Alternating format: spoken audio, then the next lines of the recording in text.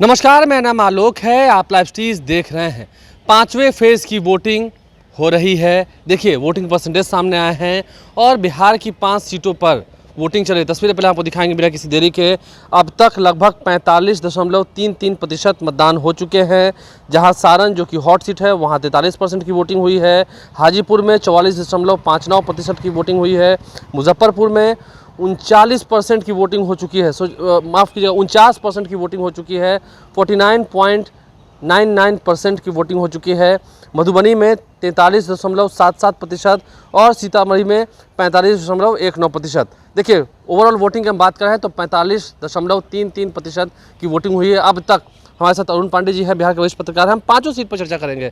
Sir पहले तो आप देख रहे हैं कि इस बार इस चुनाव में हम देख रहे हैं, इस फेज में देख रहे हैं वोटिंग परसेंटेज काफ़ी बढ़ी है पहले की नहीं, तुलना में। वोटिंग परसेंटेज कैसे बढ़ी है? अब फर्स्ट 3 फेज में जो चुनाव आयोग का फिर जो अपडेट इन्फॉर्मेशन आया था अबाउट 66% वोटिंग हुई थी।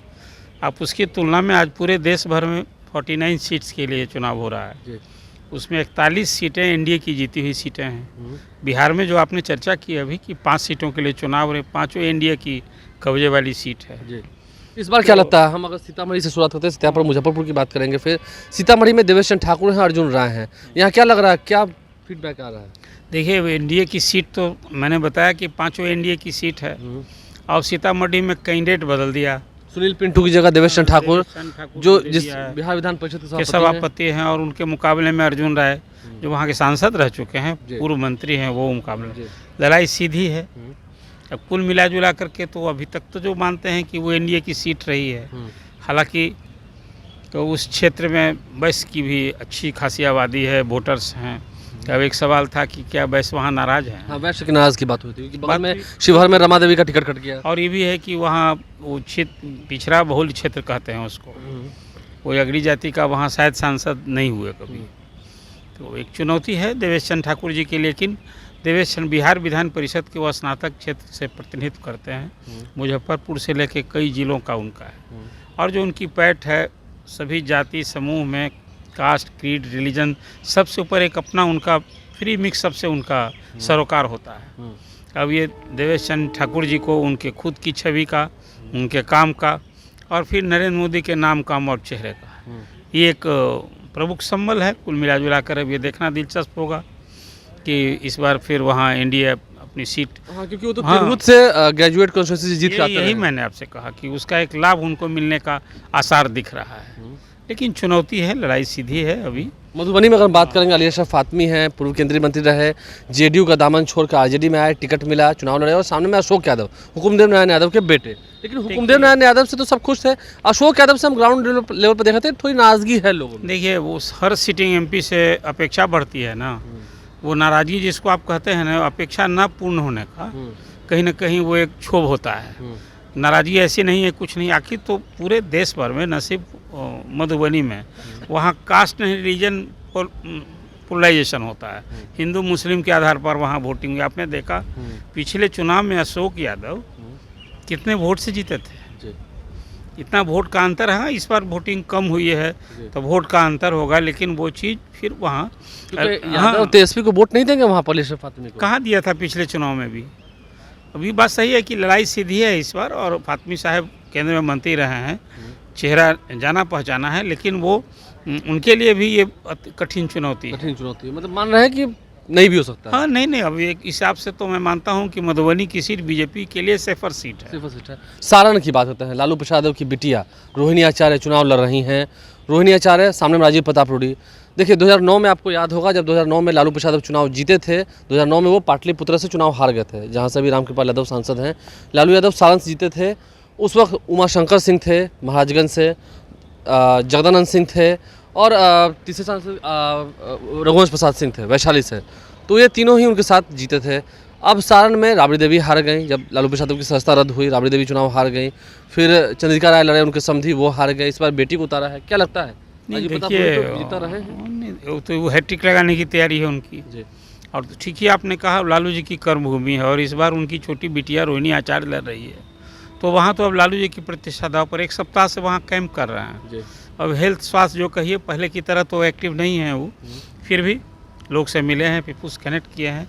तो अब वो वहाँ राजद के लिए वो सीट जो लालू जी ने 2009 में जीता था, उसके बाद फिर तो जीत मिली नहीं राजद को।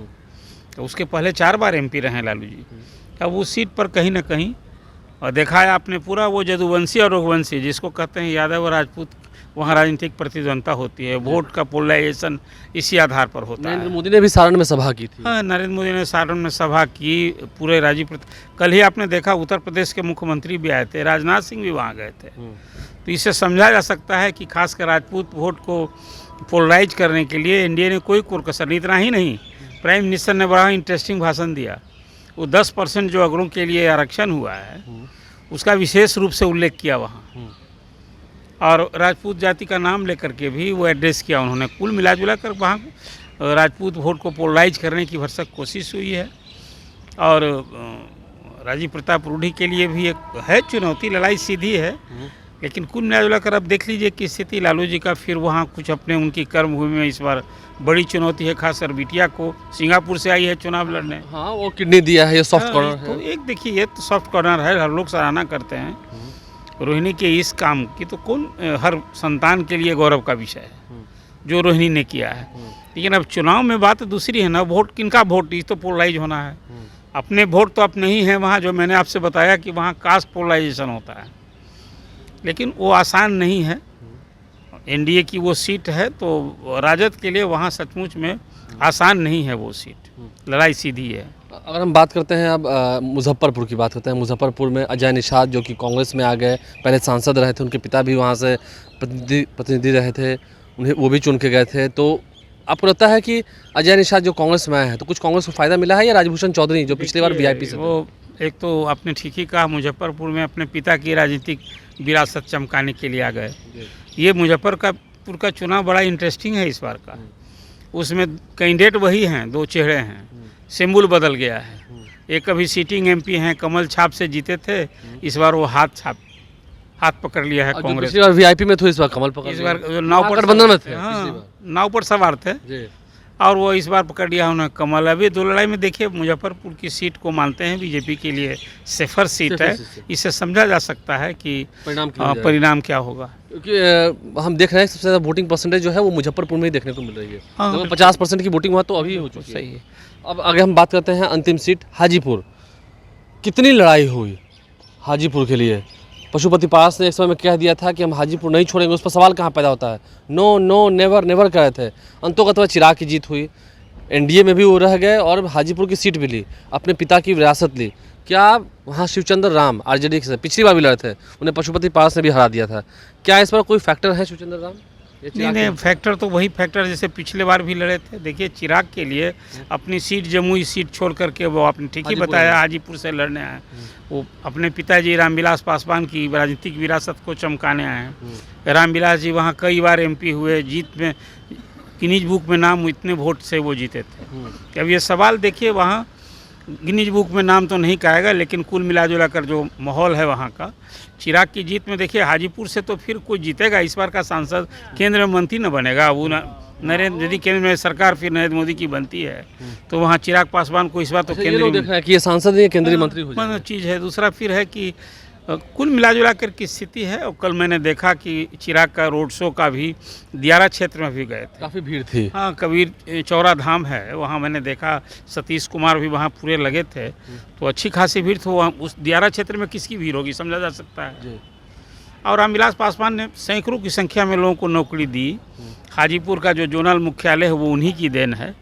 एक पहचान थी काम करने वाले परफॉर्मर एमपी की, और कहा है चिराग ने कि भाई पिता का जो अधूरा सपना है हम पूरा करेंगे, उससे ज़्यादा काम करेंगे। हाँ, इससे समझा जा सकता है कि देखिए चिराग के जीतने में कोई संदेह नहीं दिखता है, लेकिन वोट हार का लड़ाई है वो अलग है। एक तरफा लड़ाई नहीं है कि वो कोई रामविलास पासवान का चुनाव हो रहा है जहाँ गिनीज बुक में नाम लिखाया था, जीत जाएंगे ये दिखता है। हाँ, बिल्कुल अपर हैंड है उनका, अपर हैंड है। देखिए अरुण पांडे जी हमारे साथ 5 सीट पर, क्या हकीकत है। और आज तो नरेंद्र मोदी भी आ रहे हैं, क्या लगता है कि आगे इसका इफेक्ट पड़ेगा? सुशील मोदी कहाँ जा रहे हैं? नहीं, देखिए प्रधानमंत्री का ये 6ठा दौरा है ना, 6ठा-7वां दौरा होगा। हाँ, और 40 लोकसभा सीट वाले बिहार में एनडीए के लिए कितना महत्वपूर्ण है। पिछले चुनाव में 39 सीटें जीती थी एनडीए ने। और न सिर्फ प्रधानमंत्री, पूरी एनडीए ने ताकत लगा दी है। एक और जहाँ